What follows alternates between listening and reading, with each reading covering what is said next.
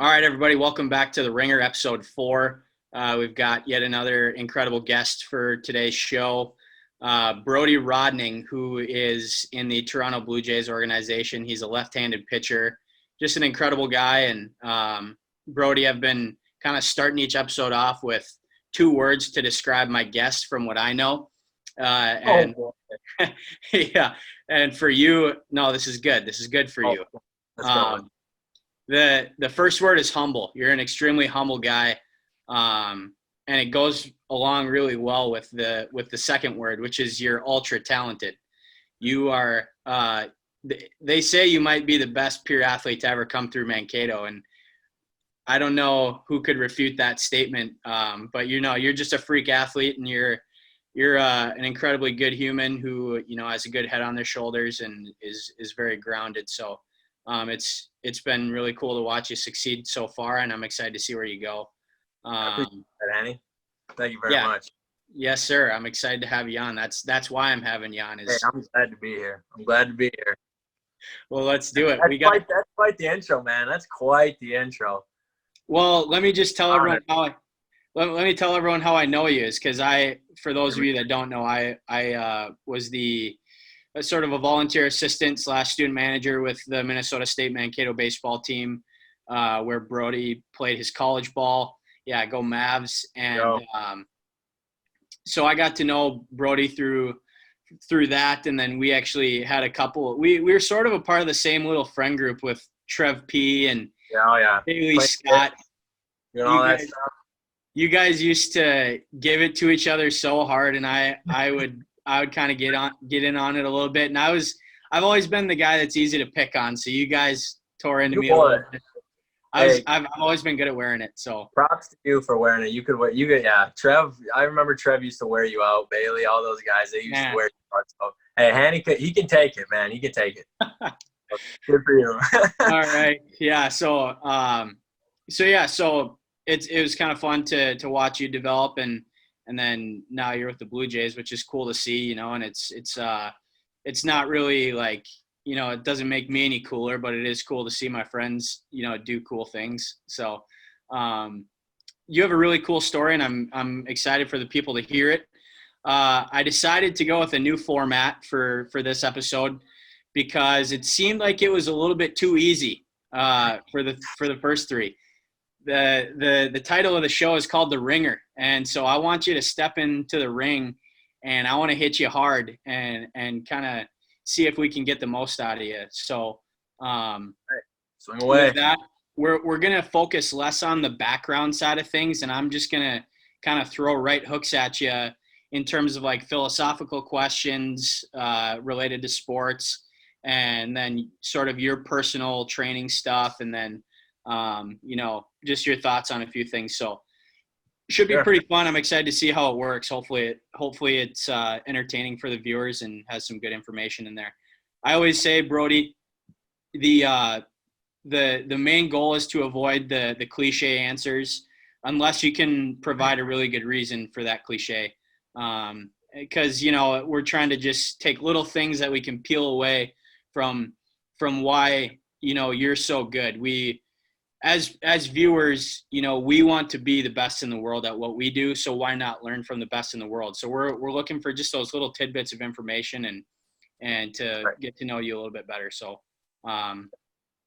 yeah, last thing here before we dive in is the other episodes should be going up on our YouTube channel very soon, Mind Strong Project YouTube channel. And so the people that haven't gotten to watch that will get to do that. All right. So just a quick rundown here. We're going to talk a little bit about the quarantine. We will dive deep into the Brody side of things, and then I'm going to hit him with my one big question towards the end. That's kind of been my new tradition with this Ringer thing. So should be fun. Do it. All right, Brody. So tell me about the quarantine life for you so far. Where are you at? What's keeping you busy? How's your training and all that stuff? Right. So as of now, I'm back home in beautiful Gaylord, Minnesota. If you've never been, you should check it out. No, but I've actually, early on in the quarantine life, I was busy helping out on the farm with my dad and brother. This is actually the first spring I've actually been able to help in like 5 or 6 years because of, baseball. Now obviously playing professional ball, I'm just not home. So it was nice to do that.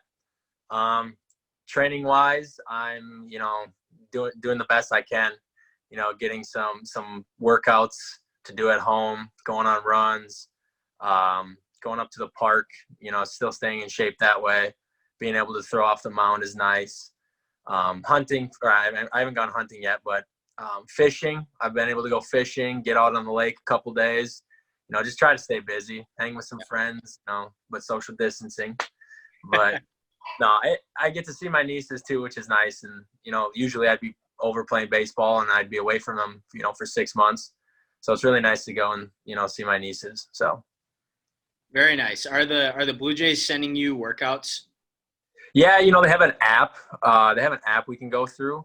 But I've been getting some workouts from where I used to work out up at ETS up in up there. So they'll send me some things I can do. But mixture between the Blue Jays and them, that's kind of what I've been doing, and some of my own things that have worked in the past. Yeah. Any update on kind of what's going to happen within the next month or two here? Nothing that's official, but I've heard rumors floating around. You want to get excited? A lot of people probably, I can try. A rumor I heard is that probably by the middle of June, I think the major leagues will probably start, get going pretty quick. Start like a mini spring training, and then I think maybe go in July. But for minor leagues, honestly, I haven't heard really much. All I've heard is that Florida and Arizona have opened up their states to professional sports now. Yeah. So that's kind of that's a positive, going in the positive direction. So I guess other than that, I'm stumped. I don't hear much. I asked some coaches; they haven't heard nothing. Trainers, yeah, even other guys. So, well, me as the quote unquote media person, I'm now putting that in print. You heard it here first, folks. July 1, MLB baseball is starting. You're going to see that on Barstool and Bleacher Report here pretty soon. Here we go. Yeah, just watch for it. Just watch for it. No, and then so the last thing I was going to ask you, being a professional athlete, you've probably got, a pretty good system in place in terms of what you're making sure that you need to do on a daily or weekly or a monthly basis. What are kind of some of those things that you're making sure you still get in during this quarantine? I for sure, I'm going to go, on the base. I'll go daily right away. Daily, I need to for sure stretch my body and roll out my arm with a lacrosse ball, just because, your last guest, Petey, told me, he's like, man, you're going to get old someday. You're going to have to start rolling it out. And I was like, 21, I was like, I don't need to do that. But I've learned over the years that I need to do that every day. So that's definitely daily for me. Things I need to get in, I need to get in runs. I need to go for runs, whether they're 2 miles, 5 miles, 3 miles, whatever it is. Just go out on a nice run. One, it's good mentally. Yeah. It's time to think. And two, I think I was pitching my best and performing at my best when I was running, a lot. And I for sure want to, still get out and go do fun things, get my mind off of baseball. Just enjoy life. But definitely for sure, obviously baseball is my job. So that's for sure. That's my number one priority every day and every week is getting better and taking a step forward, Yeah. Well, that's interesting. I'm curious why you think, do you think there's something physiological with the running thing for you personally? I've thought about that before. Because in college at Mankato, we did a lot more long distance than I do now. We did a lot of, mile runs, and then you do sprints after. Yeah. But in professional ball, they're really focused on sprints. I really haven't done much distance at all. And, for me personally, I like doing distance more. I feel my legs are in better shape. They're stronger. And I feel like my velocity is up when I'm running distance. So for me, that's what that's like definitely a key factor, I think, in my performance is when I'm doing well is when I'm running a lot. That's it's super interesting to me because you're like a super wiry, strong guy. Like you're built well, but like it seems like you're tightly wound in a sense. Like your body's just really like firm and well put together. I wonder if the runs just kind of help loosen you up that Yeah. way. I'm not going to make any judgments, but I wonder why that is. Yeah, I've wondered that too, because like I've noticed I did take a little drop in velocity when I did get the professional ball. I've actually noticed, and I don't know. And now recently I've started doing a lot more long distance running, and I'm curious to see what it's at. So yeah, I get it could be different for other people. I really don't know. Absolutely. Just for the people, what is your velocity at right now, and what's the hardest you've ever thrown? Oh, right now I'm probably at around, I'd say 90, 91. I guess, like I said, I haven't read clock. Gosh, it's been a while. And then I think the hardest I ever throw was 95 back at Mankato. The scouts, Florida Southern. Yeah, Florida Southern. And then there was one in US Bank. I can't remember which game it was, but there was a game up in US Bank. I was at 95. So that was the hardest I hit. Nice. Shoot, I had one other question I was going to ask you off of that, but I'm spacing it. I'm a big. It happens. I'm a big note guy. I need to write down everything or I forget what I'm going to say. But yeah, so I guess moving forward, so you're throwing pretty hard, right? Oh, I remember my question. It always comes back. So obviously, like you're throwing 90, 91 like that. Like you're not throwing 98. So what is it that makes you effective? And I know you can throw 98. I think you'll get there. I believe it's in you. But what is it that makes you effective? You're a left-handed pitcher, so that helps. Yeah, I think my deception, just kind of the way I throw, it's a little funkier. It's not normal. I step across my body. And I think actually I've learned in the last couple of years because professional ball has gone a lot more analytical and I'm seeing a lot more numbers and I'm seeing, how this correlates versus this. And I would say just some of the analytics, spin, the way it comes out and just different factors. I think that helps me out a lot. But I think for sure my deception. Are you a big spin rate guy? Do you know your numbers? Yeah, actually. So my best year I was at about 2,400 to 2,600 with my fastball. And two seam was about the same, as well as I don't remember my slider one is probably like 23. So yeah, my fastball it spins a lot more than I thought it did, honestly. Lots of swings and misses though. Yeah, well, some connect though. I tell you that right now. Some connect and go ways. Yeah, I mean, so you've had your fair share of bumps in the road in your pro ball journey so far. Tell me a little bit about that. For pro ball, I would say, yeah, I got hurt last year. I only pitched, I think it was 9 innings, a little over 9 innings. I came down early January. I had a shoulder impingement, so that set me back probably a month after spring training. And then once I got back, my first appearance back in Lansing, it was the last pitch of the inning. Actually, it was a changeup, and I threw it, and I felt tingles go down my fingers, and it hurt. And I was in Lansing for like 36 hours, right back on a plane to Florida. So I had a minor strain to my lat tendon, and lats, I guess, are a tricky thing. So I was out for a while. So that was one of my bigger setbacks. A lot of adversity. That was a tough year for sure. Being in rehab, that sucks.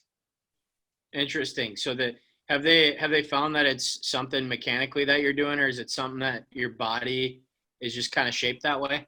You want to know? So I did it in college. Actually, I'll make it quick. I found out. So I was working out probably a little over a week ago, and I was running and I was decelerating and my back went out.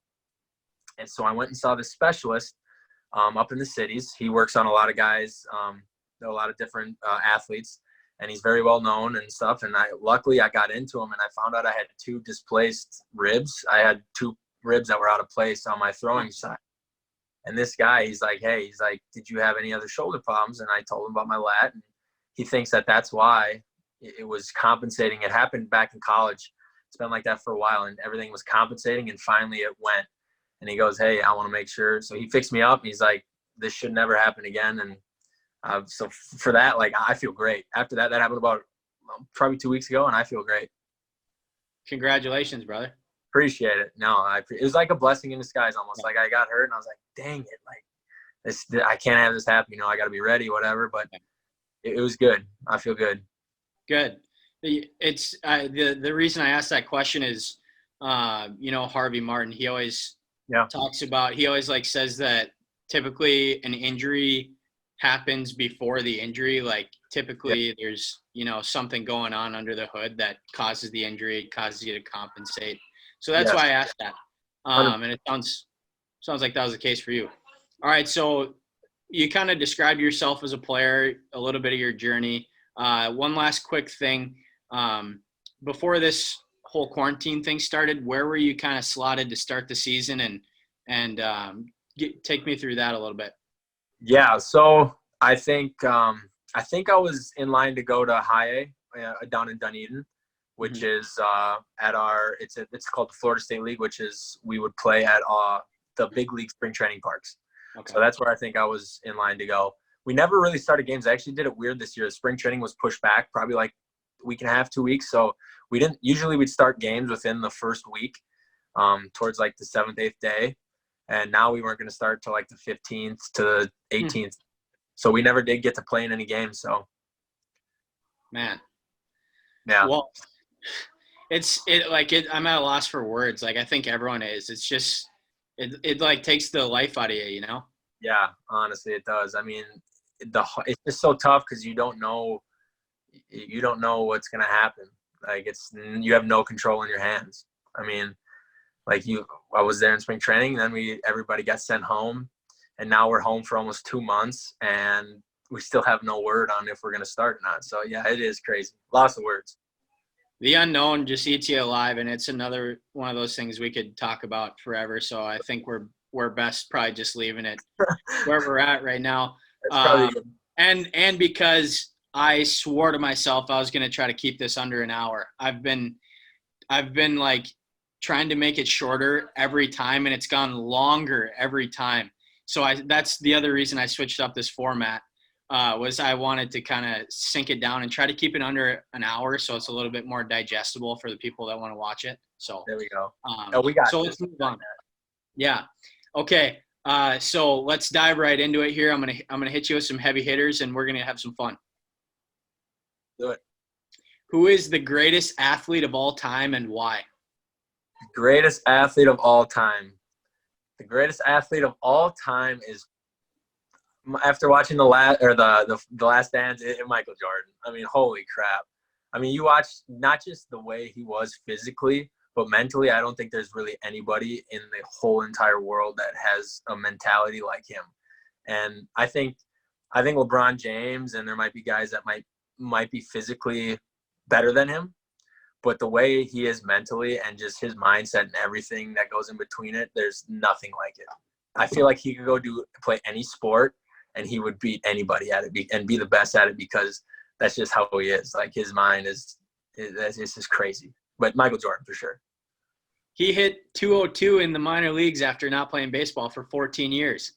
Hey, 202 in the minor leagues. I know guys that have been playing their whole life that barely hit that, Absolutely. My freshman year of college at a JUCO, I hit 141.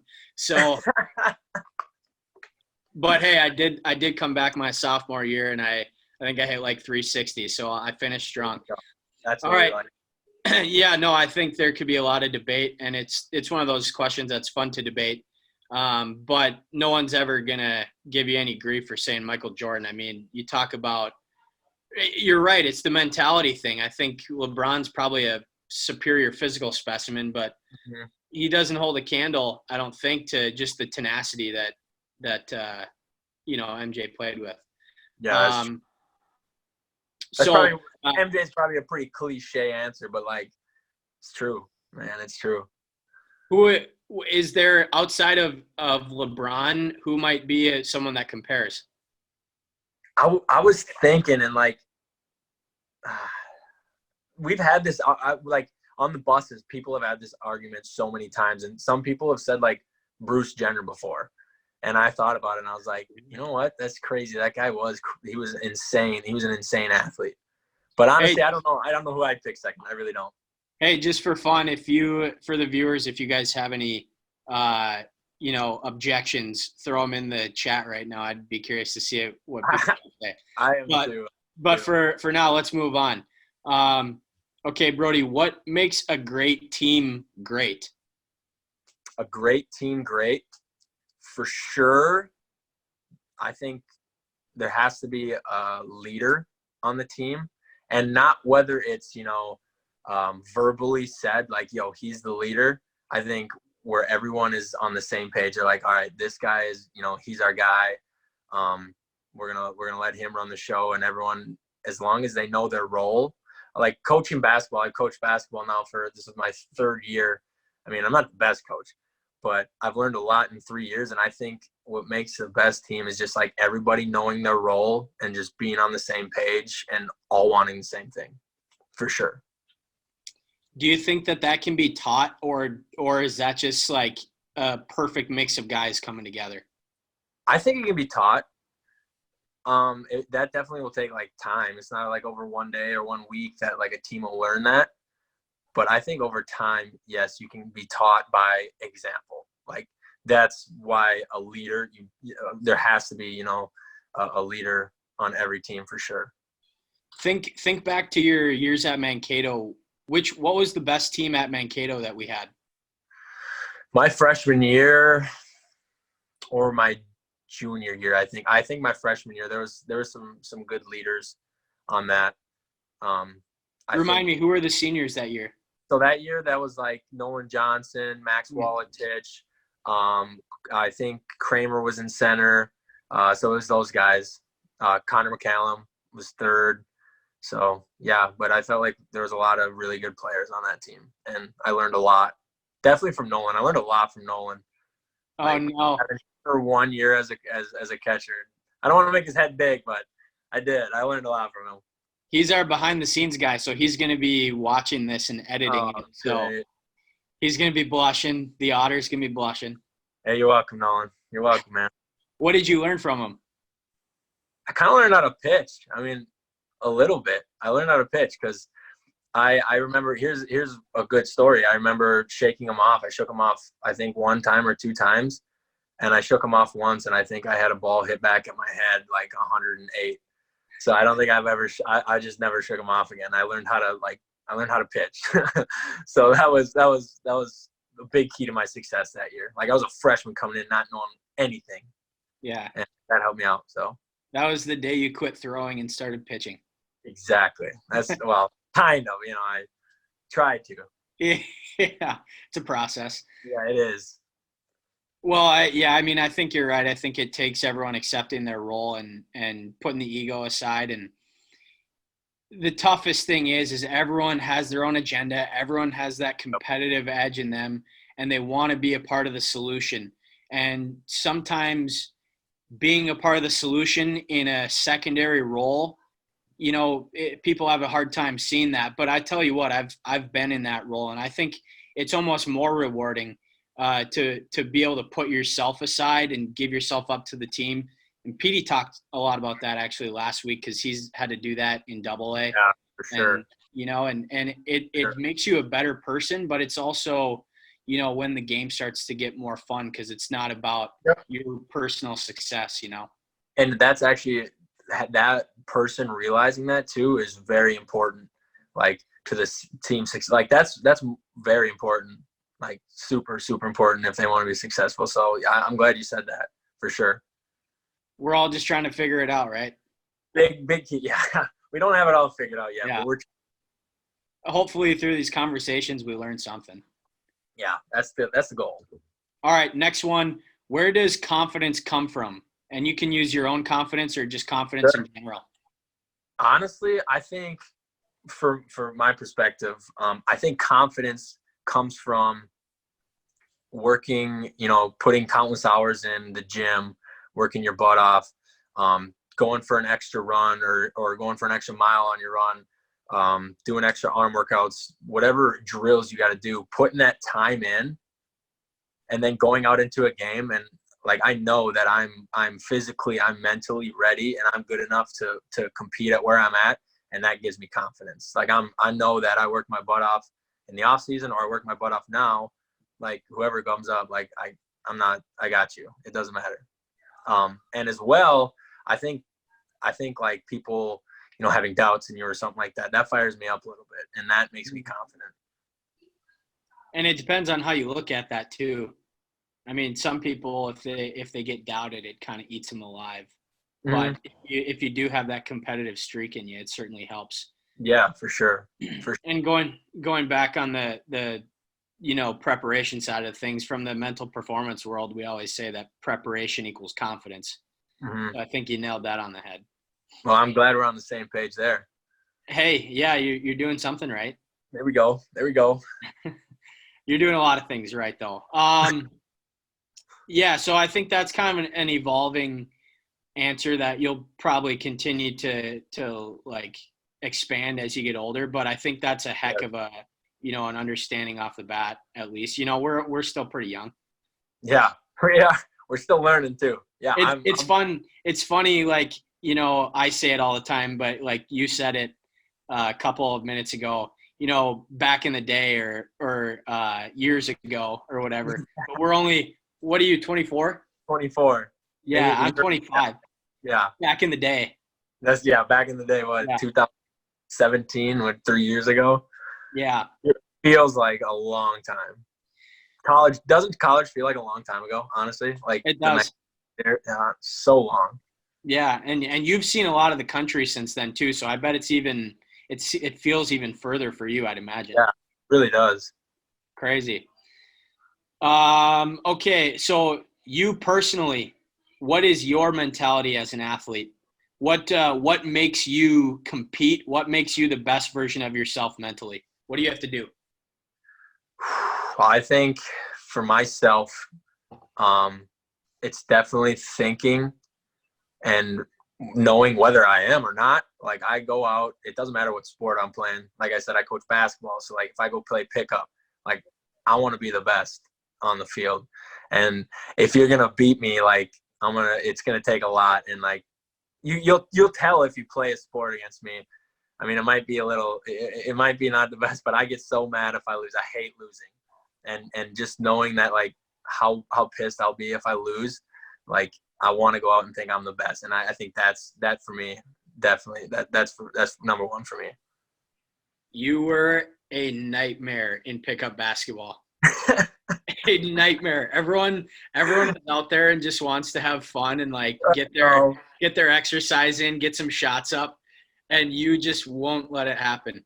I was such a jerk. Gosh, I couldn't believe that. Yeah, I was like D'ing up, driving, going for blocks, doing all this stuff. Oh yeah. Just diving for loose balls. All of it. Yeah. Oh yeah, all of it. Hey, but it wasn't that easy. I always had Teddy Peterson guard me or Eric. I had the Peterson boys always guard me. They're not easy to go around. No. They're athletes. Yeah, they are. And Teddy competes. Teddy competes big time. I guess I've never played with Petey. Petey, he competes just because I talk a lot of crap. So I mean, I think if I schooled him, it would, he wouldn't like that very much. So yeah. Yeah. So, let's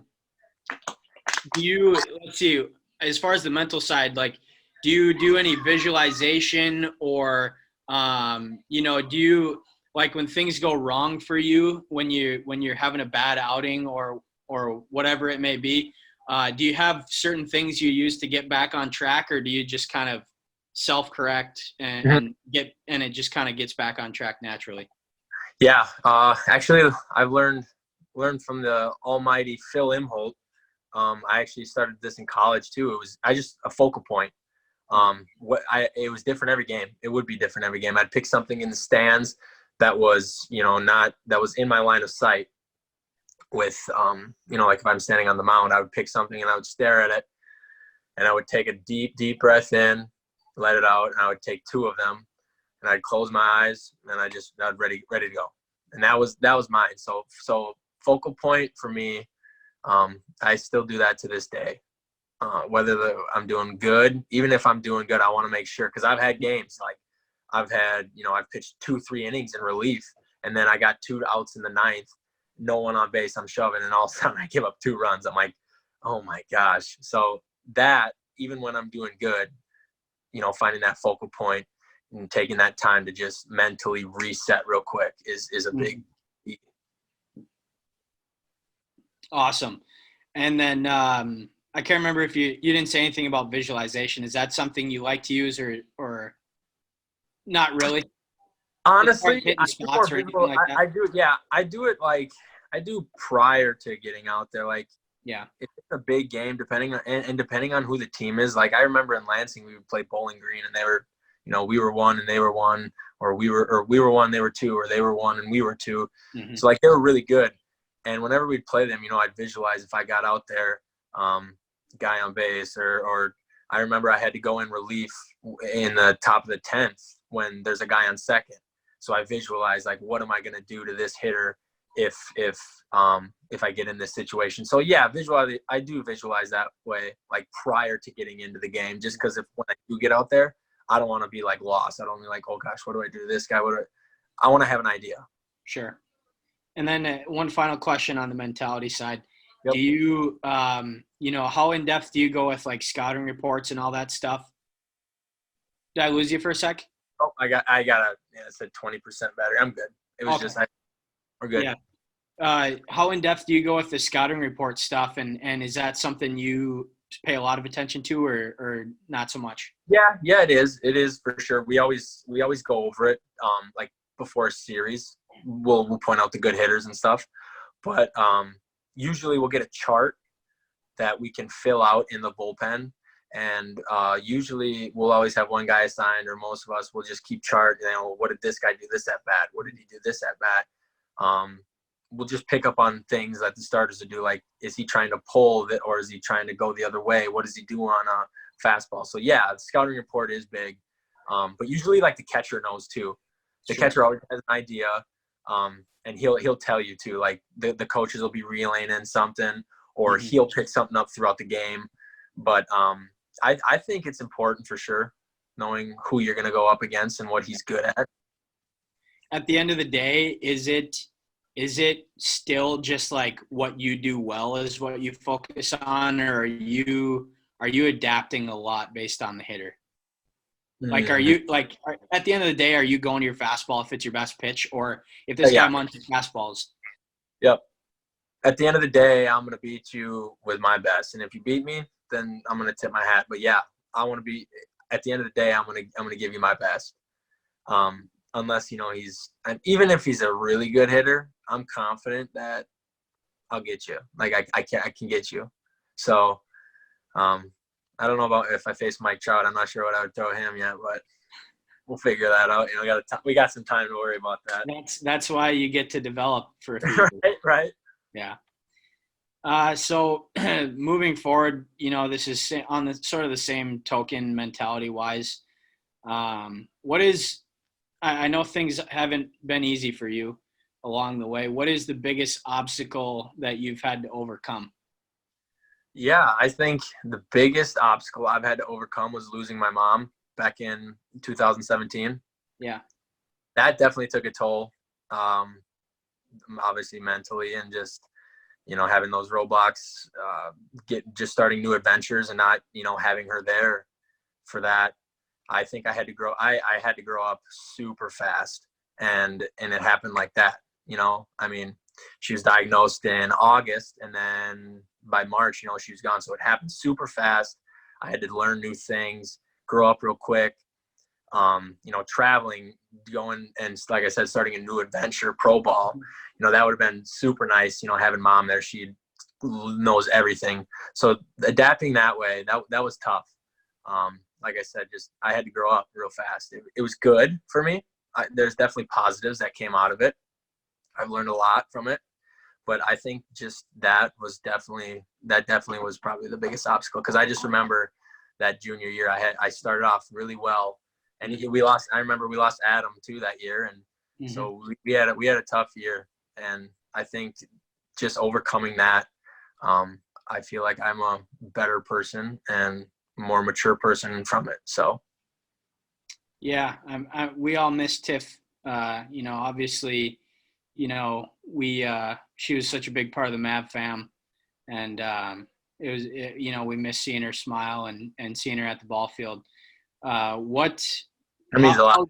Yeah. How did you overcome that? Like, were there really tough days? Were there easy days? Or, what was the process like there, if you don't mind me asking? Yeah, no, honestly, it doesn't. Yeah, it was tough. There were days that were easier than others for sure. But I had a really good supporting crew around me. I have really good friends who were there for me. My family was very supportive. That first year in Pro Bowl was really hard. I remember, my parents' anniversary is in early August, and I remember, calling back with the family. They all got together for it, and I just remember bawling because like I was just nostalgic for a while. But I think leaning on my teammates and faith too, just believing in that that's what was meant to happen, and just being there for my family too. That was huge. Just having everyone there for me helped me out a ton, and knowing that she is still there. Like, she's always going to be there with me, helping me out. And like I said, I've learned so much from it. As crappy as the situation is, I wish it was different, but I've learned so much from it. And yeah. You you were an absolute freaking rock star that year, and we all knew you were battling it, but you if you didn't know, you wouldn't have been able to tell. You showed incredible mental strength, and it was amazing. It was honestly amazing to watch you pitch sometimes and just go about the day to day. So just, if it means anything to you, it's a real tip of the cap to you for that whole experience, and it continues to go on, still, I'm sure. No, But that does. Thank you, Danny. we in grad school, one of my classmates did a study on the development of grit in professional athletes, and what they found was actually that every single athlete that they interviewed, what made them mentally stronger was they had a significant event in their life, such as yours, or an injury or something significant that they had to overcome, and that, like, just getting through that process is what made them the person that they were and allowed them to battle through smaller, less significant obstacles, which is not to say that it's cool to see that you're the same, but to just to see the parallel is kind of neat, and you're just another example of that. So for listeners out, for listeners out there, how cool is that just knowing if you're able to just keep pushing, when things get super hard, you're going to come out better, stronger, more confident, and have a new outlook on life that you may not have before. And it's cliche for sure, but it's cliche for a reason, because it's true. Yeah, 100%. You nailed it. So moving forward, right now, what kind of keeps you grounded? You mentioned your faith, you mentioned your support system. You don't have to touch on it too much, but what is it that keeps you grounded? I think what keeps me grounded, honestly, it's pretty easy. Just, I got three things. My faith, obviously. I have friends who I can go to, family who I can go to, if I'm struggling with whatever it is. Just they do keep me grounded. They're like, think about the end goal. This is the end goal. And that's also what keeps me grounded as well, is knowing what I'm working for and what I'm striving to be, the person I'm trying to become. And that keeps me grounded. And I think the number one that I've learned and I've gotten better at is just trusting in the process.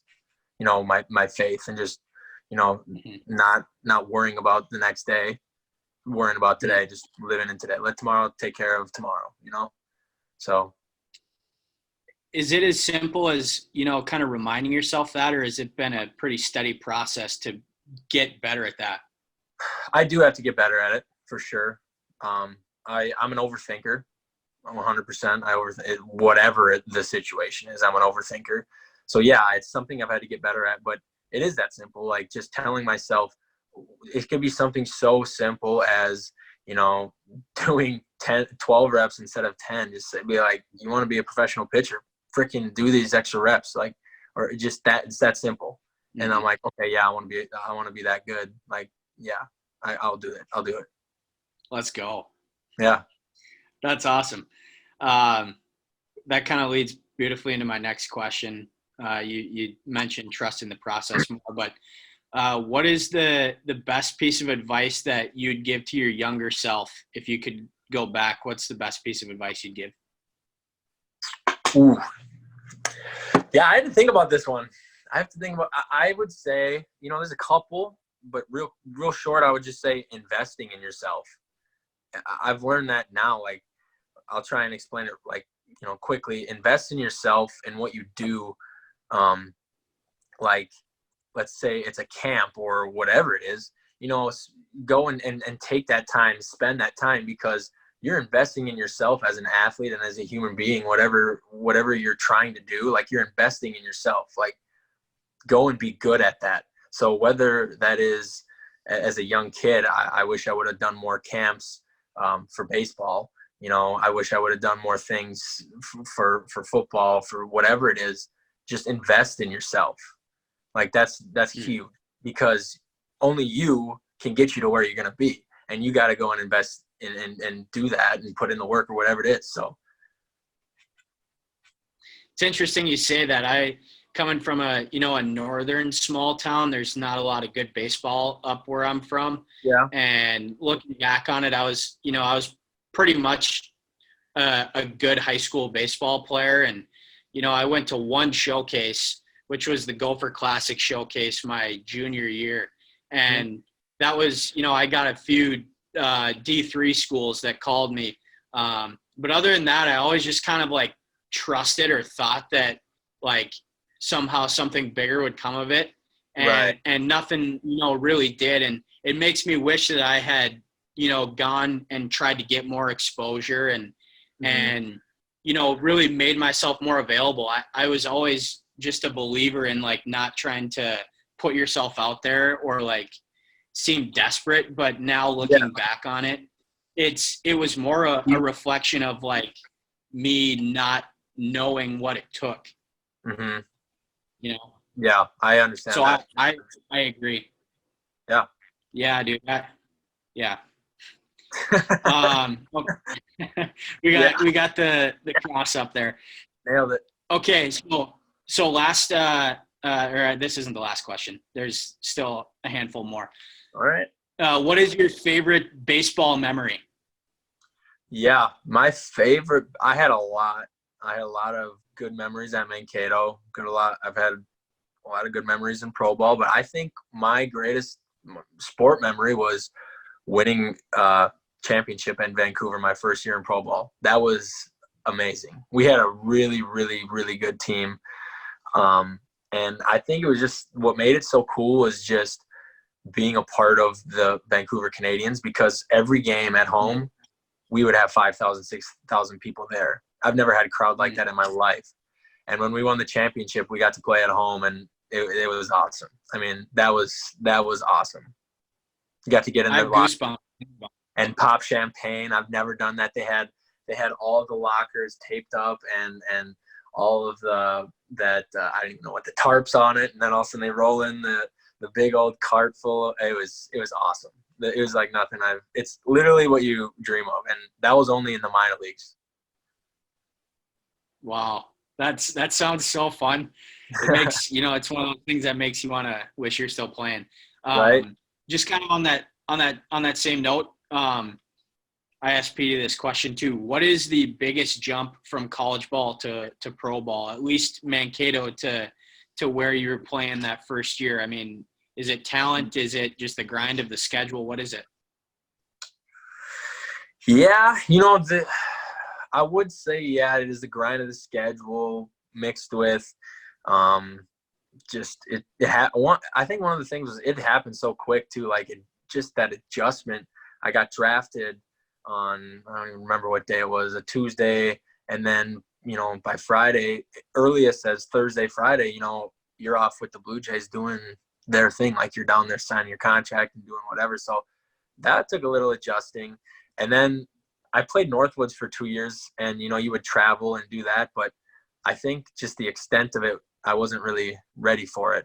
And going out and buying a place for yourself, and then all of a sudden you could move, you go get moved up or whatever it is, and you have to find a new roommate or find a new place to live, and just that lifestyle is definitely it takes getting used to.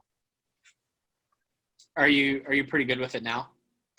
I've gotten a lot better. 100%. And I think that needed to take time. Like I needed to get used to it. Like finding things to do with the guys and just getting a better relationship with the guys too, which is, that helps out a lot. Sure. I can't imagine not having a place to kind of call your own. It sounds like it'd be pretty tough. Yeah. Next question here. To be a pro baseball player and even just baseball fans in general, they love baseball, So my question for you is, what do you absolutely love about baseball? Oh man, what do I love about baseball? Like, what's your favorite part about baseball? Honestly, the best part about baseball is I love pitching. I love being in control. Like coming up as a high school athlete, like I was the quarterback, the point guard. So I loved like not being I wouldn't say center, but I loved having the ball in my hands. Like I love like pitching. Like the best thing about baseball is when you're pitching, like you have so much control. It's not even funny. I mean, like it is. I love that, and I think that's what I love about baseball. But if I had to pick a different thing too, I like that you get to play in beautiful weather. I like sitting out in the baseball field when it's nice, sunny. Yeah. Trimming seeds. I love that. Nothing better. Nothing better than going out on a nice Sunday day, 1:00, having some seeds, whatever it is, just enjoying some ball. It is nice. And then like the pregame atmosphere around baseball it's the most perfect combination of relaxed yet like excited. Yeah. It's a beer, a burger, whatever it is. Yeah. But even as a player, like with the pregame BP and like the people start coming in the stands, the music's playing, you're running, stretching, throwing. It's such a fun energy. That's true. Yeah, it's a different and the pro. I've noticed that too. Like the pro, the routine or like the prep is different too. Yeah, it is cool. Like there's times when fans, like when you're on the road, you'll take BP second. So, you're out there later and there's fans walking around, yelling for balls, can you get an autograph and stuff like that. That's cool too. Like you look at yourself as a 8-year-old or even like a 14, 15, 16-year-old and you go and you're watching professional guys, like that's cool. Like it's really cool if they give you a ball or they sign something or wave at you. It's cool. So I enjoy that too. I guess I should do a follow-up question there. What, obviously you have a pretty big platform being in the position you're in. What do you try to do? Like, how do you try to use that platform, if at all, to kind of like, spread a cause or make the world a better place? Is there any way that you try to, use that platform, or is that something you're looking to do, maybe once you have a more established career? Yeah, I don't know. That's kind of a tough. Yes. Yeah, I mean, like elaborate on that more. Like, what do you mean? Like do you try to, interact with the fans a lot, or like, are you pretty like, I gotta make sure I'm sticking to my, yeah. Sure. Well, yeah. I mean, like I said before, as a kid going to parks, you watch those professional guys, and I mean, you don't need to be a jerk. I mean, you don't like the guys that are jerks, or like, don't show you a time of day. So yeah, if a fan waves at you, I wave at them. And sometimes, you have to pick your battles. If it's getting closer to, you might go in the game, yeah, I'll focus. But I like to just have fun and be nice to the kids, be nice to whoever comes up. I mean, no need to be a jerk about it. Why do you need to be a jerk? So I just try to have fun. I like it. It's fun. Absolutely, man. That's half the battle is having fun with it. Seriously. So another cliche, but it's so true. Yeah. That's the problem with cliches, is they're cliche because they're true. So now on the flip side of that, what do you hate about baseball? And that can be, a societal thing, or like a specific unwritten rule, or anything within the game of baseball. What just pisses you off about baseball? Mm-hmm. Dakota Belter used to always say, I freaking hate baseball, man. Yet you love baseball more than anybody. I love it, but you love it. Yeah. I hate, I didn't really have a whole lot of things that really upset me about baseball until like getting into pro ball and stuff, that they're changing so many rules now. I don't really like that.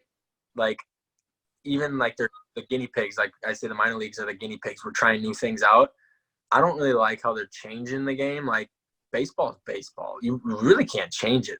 Like, there's a new rule that came in this year for high A and lower. So double A, triple A didn't count, but for a lefty, you couldn't do, your high leg kick pick over to first. You would have to step off. And as a righty, you couldn't do a quick pick. It would have to be a step off pick, no inside move to second. Really? And that's kind of bullcrap, because, as a lefty, I take pride in like holding runners. Like, that's a big thing, is being able to hold a guy on. And now if I can't even pick off, and it's not even or they don't have to worry about it, I don't like that. I hate that. And now that I'm saying this, I found out more of what I hate. And I hate umpires with egos. I hate umpires that think that people are there to watch them. I hate that. Umpire, just do your best, and don't think we're sitting here watching you. Like, just umpire. I do hate that. That's one thing I hate. Hey, man, you got a fine coming from the league office here now. I've had a fine. I got tossed. No, I'm just kidding. Yeah, no, isn't that the worst though, when they think it's about them? Like, they're just there to make sure that the game flows smoothly and that the right call is made, and it is frustrating. So I bet we could get on a real rabbit hole there of what we hate about baseball, but yeah, there's also so much to love. So just sort of flipping the switch here. Getting into the training side of things real quick. You mentioned you like to run and whatnot. As far as your training, is it a lot of Olympic lift type stuff, or is it a lot of body weight mobility type stuff? And then follow up to that, what is your best training tip or hack that you've found helps you compete? Okay. So yeah. All right. I'll start with my best like hack tip. Yeah. I kind of hit on it earlier, talking about what grounds me, and that's like doing an extra rep or doing every rep. I think, and I'll own up to it. I used to skip reps back in college. I used to skip reps back in high school. I've skipped reps before. I think the biggest hack or biggest tip in the weight room is just doing every single rep that's on the sheet, and or more. And I would say doing extra is huge, and the right form. Whether it's not a competition. Like, let's say you lift in a group. It's not a competition to see who can, if he lifts this much, I don't need to do stupid form and hurt myself to make myself look cool. Like, no, like, everybody starts somewhere, and that could be for younger kids, whoever listens to this, whatever, everyone starts somewhere. So just don't worry about the weight and stuff. Just, go in and do every rep, work hard. But I think I do like Olympic lifts. Yeah, I do the squats, front squats, back squat. I do trap bar deadlift. But now that I've started to do that, now that I'm getting older, even though I'm 24, which isn't very old, I think the more mobility side has helped me out a lot too. And I think starting that as I wish I would have started that younger. I think that would help out a lot. Just the mobility side, flexibility, that's huge. And then I think big thing, number one for me, is having a strong core. If I have a strong core, I think everything else is, it's equalized. Everything else is good. And if my core is strong. So I think that's like a big thing for me for sure. I think I could use some big words that would elaborate on that, but I don't know that I'd probably lose myself. And so I'd probably lose a lot of the listeners too. But yeah, I mean, if the center of something is strong, well, basically if the outer parts of something is strong, but the center's not strong, it doesn't have a foundation to go off of, right? Right. I mean, right. So you're trying to build off of the center and then expand from there, which makes sense. Yeah. I got to take you back to the Taylor Center weight room. Are you aware of the Ryan Moffitt perfect lift? No, I would love to hear it though. The Ryan Moffitt perfect lift. So you're very aware of what a perfect game is? Yes. And then did you watch How I Met Your Mother? No, I never did. Okay, there's a joke there, but it's not necessarily appropriate to say. But so Moff had this thing where he would go into the weight room and do the perfect lift, where he wouldn't lift a single weight the entire session. Like a perfect sit. A team, yeah, exactly. Where you sit the whole game without, yeah. He would go entire lifts. You were in the weight room and you didn't know this, but he would go entire lifts where he wouldn't lift a single weight. He would make it look like he was gonna lift. He would go up to like a deadlift bar and he'd go and he'd like squat down and he'd grab it, and then he'd like get up and like act like he got distracted and start talking to people, and he'd breathe heavily and he'd get water breaks. And that is, you know what, that's why Moff batted, he hit so many home runs that year. I think the perfect lift. Yeah, I mean, hey, that's awesome.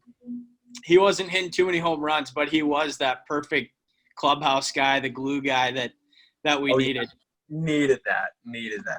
Yeah. No, well, hey, you gave some good information on the training side of things here, which is pretty useful. Is there any other lifestyle, like sleep, diet, movement, breath work, anything like that you're doing that you find really is beneficial to you? I think nutrition wise is very important. And I've even noticed this playing in pro ball. It's tough to maintain a good, healthy diet when you're traveling and, you got to go eat fast food or whatever it is. So I think like nutrition is super big, super, super important. Take care of your body, put good things into your body that'll fuel it right.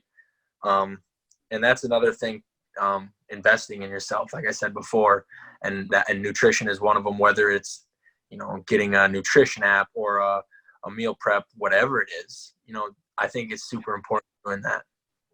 Do you have any rules for yourself nutrition wise, or is it pretty? Yeah, I try to keep out all soda pop and really not do a whole lot of sugar. But at the same time, like for myself, I'm trying to gain weight. Yeah. So if I have something that has some sugar in it, it's not the end of the world because I stay pretty active. But I do try to stay away from soda just because, it is bad. It's just not good for you. I'll cheat. I'll have one here and there, but I try to stay away from it as much as I can. And then superfood wise, is there any foods that you make sure you get a lot of that make you feel great? Veggies. Vegetables. Yeah, I think that's like, I have a really nice juice. I have a juicer at home, and me and Dad actually do it a decent amount. We'll mix up like one of my favorites is like spinach, blueberries, strawberries. I think carrots is in it maybe, or like a pomegranate. That's the one I was missing. So yeah, you mix stuff like that, celery, grapes, pomegranate, and you mix it all together, and it's really good. And I think vegetables, number one for sure. Eat your veggies. A lot of color on that plate. A lot of color. All right. Okay. So what is your biggest goal, if you have one? What is your biggest goal for 2020, and how are you going to accomplish it? Okay, yeah. My biggest goal for 2020, I mean, it's kind of tough not knowing if we're going to play or not. Mm-hmm. So I kind of have two, but one that I can really, really work on for sure is learning patience. I think I need for myself to be more patient, whether it's with baseball and, being anxious on whether we're going to play and just, sitting back and letting, just being along for the ride and not worrying about the future. So being patient is definitely one thing, a goal for me that I want to improve on. And then baseball side for a goal, I want to go to AA for sure. I want to start out in AA, and that whether that's next year or if we do play this year for 2020, yeah, I want to end in AA. But my goal is definitely to go to AA. So you're basically trying to walk into Lansing and absolutely shove and just, have your best season yet, essentially, right? Well, yeah, I've already had basically, well, not 2 years, but my first 2017 I went to Vancouver. 2018 I spent a whole year in Lansing and had a good year, and then the next year obviously I got hurt and I went back to Lansing again. So I think my next step is Dunedin, and that's why I was hoping play some here and play Dunedin, and then my goal was to make AA throughout the year, whether get moved up. And now, if we do get canceled, my goal will be just to go in and make AA, whatever I got, and what I got to do to achieve that would be obviously continue training, and whether I got to do more or maybe learn a different skill. Like I know that you guys really work with breath work and stuff, and I don't do a whole lot of that. So that could be something, learning a new skill to better myself. And that's another thing called, that I get back to investing in myself. Yeah. I met a guy I could maybe go out and do some things out in Connecticut or wherever, go do stuff and invest in myself. So that's what I'm going to do to try and achieve these goals. I love it, dude. And it's cool that you've kind of thought about these things too. I think it's hard to grow if we don't know where we're trying to go, Right. And so it's nice to see that you have some direction and some fire under your butt to kind of get you there. And it's different. Like, you could set, I can't remember what it's called, but like, I want to be a better person, or I want to do this. Like, I want to set a goal where I know I can achieve it. Like, it's an achievable goal. Like, like a what? Smart goal. Yeah. Like, I want to go, like, for instance, I want to go have a 2 ERA throughout the year. That's something like that. So yeah, making AA is something I can achieve, and I want to, strive to get there. Measurable goals. Basically. Measurable goals. Yeah, exactly. Measurable goal. Well, also, dude, I really liked what you said about patience. I mean, I'd have to imagine you're a pretty disciplined guy, but I find patience to be kind of one of the like foundations for discipline. If you can be patient and wait for things to come to you and not rush into things or be impulsive, you're going to find yourself making better choices more consistently, which 100%. Ultimately is going to lead to the best version of ourselves, I suppose. Yeah. And if I learn, a little bit of patience, whatever, I just want to, get better. Yeah. At that, for sure. I love it. Okay. So while we're kind of in the whole, future aspect of things and what we're trying to do, let's look inside the Blue Jays organization. Who's the biggest stud in the Blue Jays organization that nobody knows about or nobody's talking about, who you think is going to be a big leaguer? Well, I can't say Nate Pearson because he's obviously everyone knows about him. There's a couple guys. I mean, I think there's a guy named Otto Lopez. I played with him in Lansing this last year, and he set the record for like singles or base hits. He batted like 330, and he is just a stud.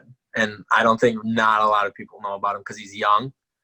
He's really good. So Otto Lopez is probably going to be a guy that's going to be in the show who is a stud. But like I think he's on like our top 25 prospect list. So I mean, maybe known, but still, like he was at a low A and he was doing really well. So he's a guy who's going to be there. I know he is. We'll definitely watch out for him. Yeah. I hope you're right. It'd be kind of fun to see him make it and be like, hey, Brody called that. Yeah. I told you. All right. Last kind of deep dive question, and then we're on to my final big question. Best memory at MSU. Memory at MSU. That's Mankato for those who don't know. I think the best memory at MSU was when we won the conference tournament and last year at Mankato, because every year we never won it. Never got to actually, because that was my first dog pile at college. We never won a conference championship my freshman year, and we didn't go to the World Series in the regionals. And same went for the next year. And then finally my junior year, we got to win that conference championship and we got to dog pile. So that was probably my favorite memory. That was an incredible experience. Unreal. And then obviously we kind of fizzled out in the regional, but that whole season, man, we were 35-5. I shouldn't say we. I mean, I was very. Hey, you're a big part of that. Andy. I was a small piece of it, but the Mavs were 35-5 in the conference that year, which is pretty much unheard of. Yeah. And then basically swept the conference tournament. I think we went 4-0 in the conference tournament. We did. Won a couple games in the regional, and what a tough way to end that season. We all kind of felt like that was like a year of destiny, and yes, losing Adam and your mom, and yeah, honestly, I agree. Like you said, it was like a thing. Yeah, everyone wanted that so bad. That one stung because, like you said, we went into the tournament, playing really good baseball, and like we had a lot to play for that year. And I thought for sure that was the year we were going to do it. But sometimes it doesn't happen. But it's just how it is, It's weird thinking about it too, because it feels like it could have been so different. It felt like it was so attainable, and then all of a sudden, like you just like blink and you're all sitting there kind of like stunned and you don't know what to do. Yeah, it was like leaving. I remember the last game, like walking out to the bus. I was like, because I knew that getting drafted could be a possibility, and I was just like, this is unreal. Like this could be my last time ever, being a Maverick, playing with my guys, like with my buddies here. Like that one, yeah, that was crazy. And I remember like how mad we were that we didn't host the regional that year. We had like 3 more wins than Emporia and like 2 less losses, and we still didn't host. And then the even more frustrating thing once we got there was they lost to the 8 seed, I think. They went 1-2 barbecue. Yeah, they lost their first 2 games and they were done. So it was like, man, it felt like we got a little bit cheated. But seriously, that was a very memorable season, and it was fun to see PD play as well as he did, and you shoved and Belzer shoved, and so many good guys. Everybody. It was great. Yeah, honestly. Well, this has been fun to kind of learn more about you, and you've thrown a ton of good nuggets in there, and I'm excited to kind of chop that up and see what we can come up with from a little clip for Instagram standpoint. Yeah. I think there's some pretty good pieces in there that people will enjoy listening to, and really the whole conversation. But I kind of leave my guests with one final question, and I don't know if you happen to see Brody or Petey's answer for this. Did you say you jumped on for a little bit? I jumped on for right away in the beginning. Okay. I didn't see the end. Yeah, it was long. It was really long, but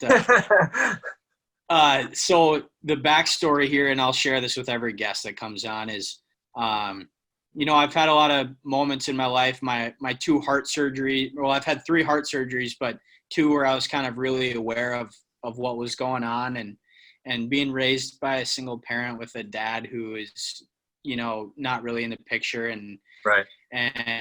you know, just some things that make you kind of question what life's all about and why you get dealt the hand you get dealt, and more so just with my two heart surgeries, you kind of you have these moments where you're about to walk in, or you're about to basically you're laying on the bed, the cot, and Mm-hmm. you're getting rolled into the operating room, and right before you're about to go under for the surgery, you have sort of um, this terror come over you that you might not come back. Like, Mm. you know, you Yeah, I don't can't know. honestly. I can't imagine. And it is all to just say that, you know, life is fragile and life is short, and you never know what can happen. And I'm thankful to be here. And so it's put me on this quest to understand what the recipe for a fulfilling life is. And I'm actually writing a book about the subject. And Beautiful. so, yeah, I mean, who knows if it'll be any good, but it's going to be everything I've got, you know. So it's going to be hopefully something that people can learn a few things from. And it won't be comprehensive, and it won't have, you know, all the answers by any means, because I'm just one person. But for you, my question is, what is the recipe for a fulfilling life?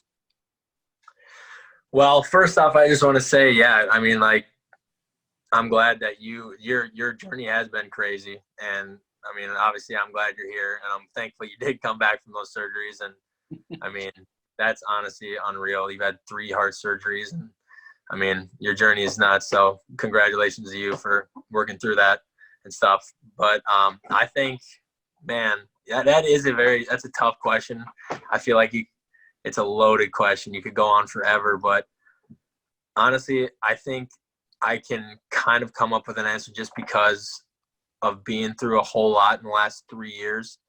Um, and whether that is, losing, a teammate, my mom, I was engaged, gonna get ready to marry, and not that following through. So I think the key to having a fulfilling life, learning just from all this stuff, is like, man, just it's again a very cliche, but it's so true. And it's just like live every day in the moment, and like don't leave anything unsaid to someone you care about, or if you want to do something, go do it. Be happy, do what makes you happy, and whether that's staying away from negative people, do that, stay away from negative people. But I would just say, believe in what you believe in, love the people you love, and just whatever you do your best at it. And I feel like at the end of the day, if you do that, like whether you succeed or you fall short, whatever it is, you'll be content with the outcome, and that's just the way it's supposed to be. So just love every day, live every day, you know do it. I mean, like you said, you had 3 heart surgeries. Who knows what could happen? You could find out next week you got to go and obviously I hope that never happens. Clearly hypothetical. But Yeah. you find out this is something you have no idea about, and like you said, going into that operating table, and it's not the same. Obviously, it wasn't me, but when my mom went onto the operating table when they were trying to take a tumor out, thinking that like this could be the last time I ever see her. What do I want to say? What are the things I think about? So I just think yeah, that's crazy, and just you never know what could happen, and I don't know. It's you could go on and on about it, I feel like, but I don't know. Live every day in the moment, man. I definitely think there's a lot of wisdom in what you said, and I appreciate you sharing, you know, your thoughts. It's funny, when I first started like trying to come up with ideas for the book, I was like worried that I wasn't going to have enough information, and now I'm worried that I have way too much information. It's like, Overload. how do I get this into one like compact piece of like a like a system or a recipe, you know, because there's just so many variables and So many. so many questions you can ask yourself that make you understand what life is about better and what your role is, and it's confusing, but it's definitely a pursuit worth thinking about. And that's kind of my whole idea is you guys come on as guests and you give me pretty much your whole blueprint for being successful. And so I want to leave you at least with one question to think about, because I think it's the most important question, and that is, what is the recipe for a fulfilling life? So, Honestly, so it is, right? yeah, And I feel like you could. It's such a loaded question, and like you said, confusing, because you could start explaining why this is this could be something for a fulfilling life, and then all of a sudden you go off of that, and there's another factor, a characteristic, or something. I feel like we talk about it forever, but yeah, gosh, let me know when that book is done. I want to read it. I'm interested. it'll be a while, but That's all right. That's all right. just Good things don't happen overnight. Yeah. They don't happen overnight, man. To give you a sneak peek, I think my first draft is going to be done at the end of this month, but then after that, it's going to take months and months of tweaking and editing and all that crap. So, but it'll be fun. It's a part of the journey, and it's I'm excited to see what the product looks like. So, Dude, what a cool journey for you. I had no idea you were writing a book, but that's really neat.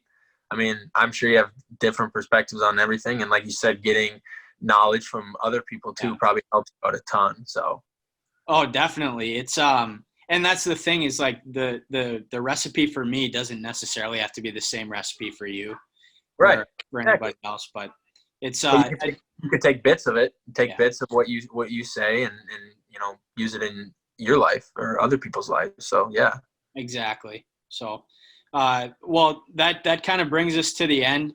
I think we could probably talk, all day, like we've said, about quarantine, about things we hate about baseball, about the recipe for a fulfilling life. We could talk all day, but I think this was a really good, digestible length of time and a very, very insightful conversation that I enjoyed a ton. I hope people are able to take away a few nuggets from this. And I can't thank you enough for coming on, Brody. It was an absolute pleasure. And hopefully we'll be able to talk more, because we really haven't been in touch a whole lot since we left Mankato. But it's one of those things where it's like you say that, but it's hard to make it happen. But let's try to make it happen. So I agree. Hanny, thank you. Honestly, I appreciate you having me on this show and everything, and I feel honored. And like you said, I think it was good for me, because when you ask me these questions, it makes me think about it, and it reminds me again, it grounds me. It reminds me of what's important to me, my values and stuff like that. So it really was nice to be on here, and I'm glad I was able to share what works for me and things through my life. And I learned some stuff from you, so I really do appreciate it. Well, heck yeah, man. That's what I was hoping for. So that's good. Real quickly, did we make it by 9? Did we make it an hour? We went about an hour and 15, which is pretty good though, all things considered.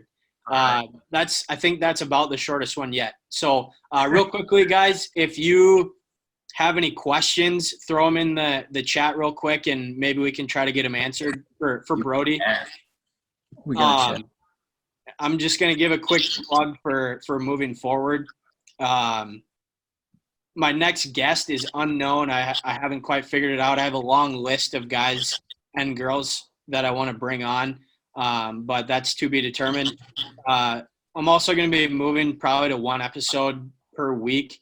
It's just a lot of time and energy to do 2 episodes a week, amongst writing a book and yeah, honestly, athletes and all that stuff. So along with that, it's probably hard for viewers to keep up with we've got so much information coming at us constantly. It's information overload, right? Yeah. 1 a week will be good, I think. This episode and all these, what's that? We got someone in the chat here. We got good. LeBron better than MJ. Oh man, I don't even want to get into it.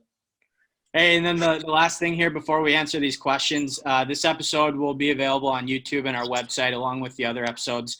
I think one episode is up, and then we're still waiting on the other two, and then this one will be coming up sometime soon.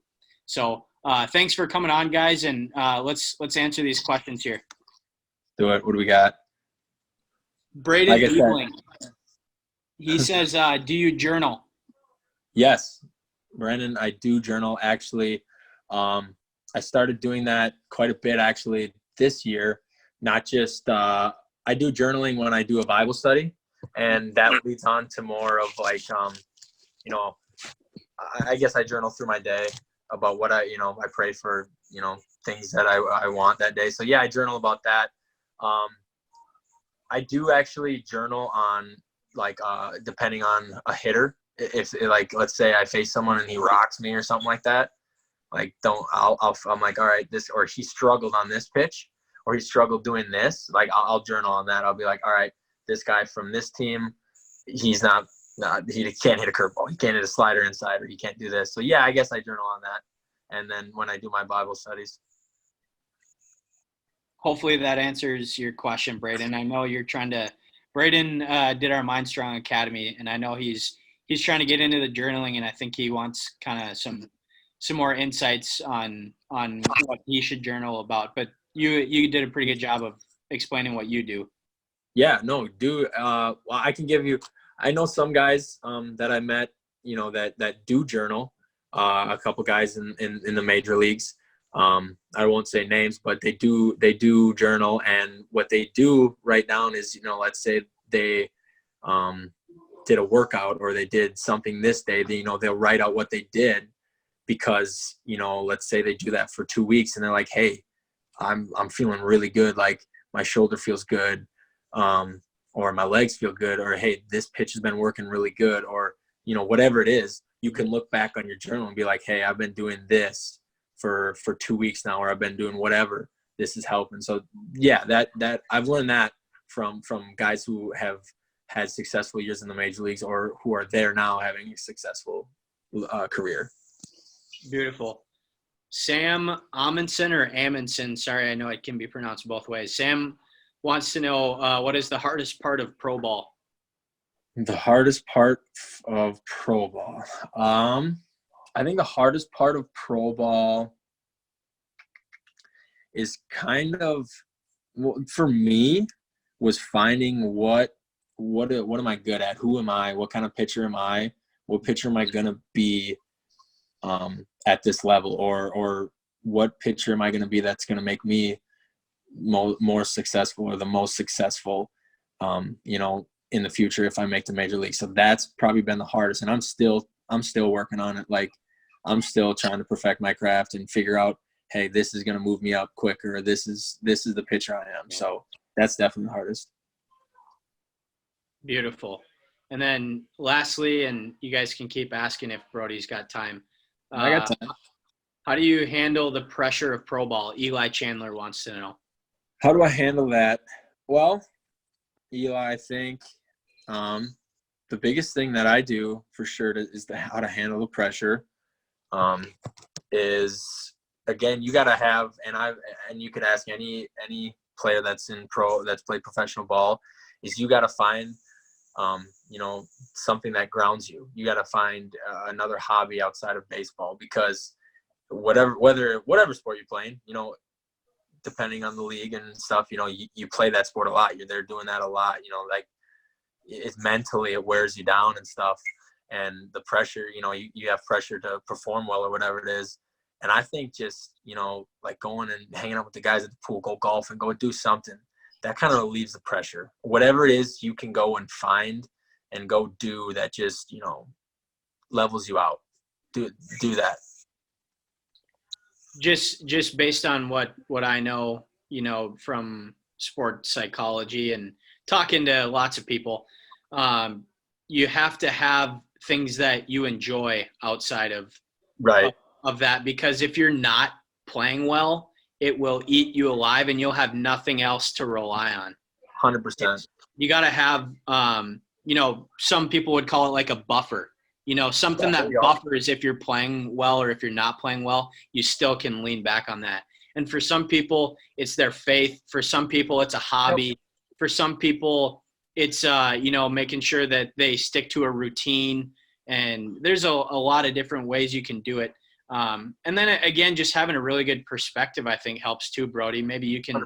attest to this, but I think one thing we forget when we get wrapped up in an activity, especially like a sport, is theoretically you could lose every game and still be completely fine, right? Like we take such a life and death mentality into a non-life and death game. Yeah. And yeah. Like you said, go ahead, keep going. Well, and from there, what you have to understand, and there is no real pressure. Now, obviously, you care about baseball and you want to do well at it, but if you didn't, you'd be fine. You'd be just fine, and from there, the pressure can kind of disappear, and then on top of that, the confidence can explode, because if there's no pressure, then I can have a lot of fun with this. I don't need to succeed. I don't need to succeed. I just want to succeed. I love succeeding, and failure is just a part of it, and that's okay. And that's where we find, that the best are able to kind of cope with failure. Oh yeah, like you can see any of those guys, like even Hall of Famers and guys that you look at the league right now that are like the stars. They fail in their career. Like they lose. They do all this stuff. I mean, like you said, that is huge. Like learning to lose and learning to fail will make you a better winner. Will make you more successful and take that pressure off. Like you said, when you're playing without any pressure and you're just playing and you're having fun, you love winning, you love succeeding and that stuff, that's when you're going to be playing your best ball. You're going to be living your best life. You're doing whether if it's baseball, whatever you're doing, your profession. Yeah, big time, 100%. And then I think another thing too is I would do this with guys at Mankato. I was kind of the bullpen coach for a year. One of the young freshmen, we were playing at the Moondogs field, a night game, and it was like extra innings, and he was kind of crapping his pants a little bit. He was about to go in, and he turns to me and he goes, "I'm really nervous. Can you help me?" And one thing I learned was like, so if you're nervous or you're excited, your body's kind of doing the same thing. Like physiologically, your body's doing the same thing. So if you can just switch your narrative, if you can switch your self-talk from I'm nervous to I'm excited, that kind of helps you, like, instead of like being timid, now you're like aggressive. So like you just repeatedly tell yourself, I'm excited. I want this. I'm built for this. I've been there before, and just reframing your self-talk that way can help you, completely change the outlook. Yeah. I remember my first outing this goes for anyone. Like I said, people fail that are good, like I remember my freshman year, my first outing. Thank you, Trev Patterson, for leaving me with the bases loaded, no outs. I remember I came in and I had the bases loaded, no outs, and I was a freshman, first outing, and it was against Grand Valley, and they were like 20th in the nation at the time. And I remember getting up on the mound, and I swear, I thought Nolan's glove was like 400 feet away. It looked so small, and I was so nervous, and I had so much pressure, and you can tell. And like he said something, or Connor said something over at third after, and I was like, after that, I was, just loosen up. Mm-hmm. Yeah, no kidding. It's really not a big deal. Like, no, if you fail, it is, but it isn't. Yeah. Like you said, at the end of the day, are you going to be fine? Yes, you're going to be fine. Does it suck? Yeah, but you're going to learn from it, and that might relieve some pressure because you've been there. Like you've been in a situation. The first time you're in a situation, yeah, like it's natural. You're gonna feel nervous. You're gonna feel pressure, whatever it is, but you learn from it. And then the more you put yourself in that environment, the more comfortable you're going to be in it. 100%. That's the whole idea behind the fire and ice stuff we do is if you can learn to control your breath and control your physiology and your mind in a 35-degree ice tub, why couldn't you translate that to Wrigley Field? Why couldn't you translate the pressure of having to control yourself? And that's what we do. That's what we teach the athletes that we work with, and they're doing it at the highest level, and it's fun to see, how we can kind of take these tools, and then that's the whole idea behind sports psychology in a nutshell, is you're taking these little tools from outside of sport, basically, and translating them into sport, and it works. Yeah, it does. If you let it. There you go. If you let it work, you trust it, yeah, it will. Yes, sir. I think that's all the questions.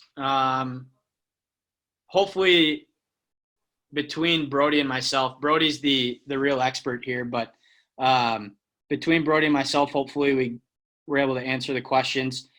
And we'll leave it at that. Thank you, everybody, for coming on. I really appreciate everyone who stuck around this whole time, and even those that jumped on for just a bit. Look for this episode to be posted sometime next week. It might take a few days. My mother is getting married this weekend, so I'll be a little bit busy.